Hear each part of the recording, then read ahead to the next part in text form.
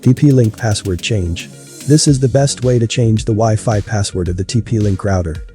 Connect your phone or computer to the TP-Link router using an Ethernet cable or Wi-Fi. Once your phone or computer is connected to the TP-Link router, open a web browser.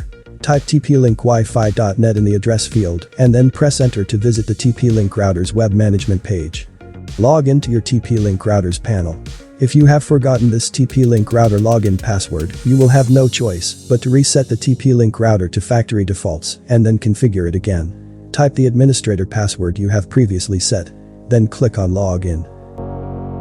At the top left, click on the Wireless tab to continue your TP-Link Wi-Fi password change. Then, click on the Wireless Security tab to continue your TP-Link Wi-Fi password change. Now you can see your current Wi-Fi password.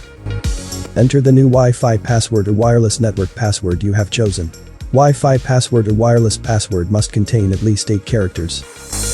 Scroll down for the save options.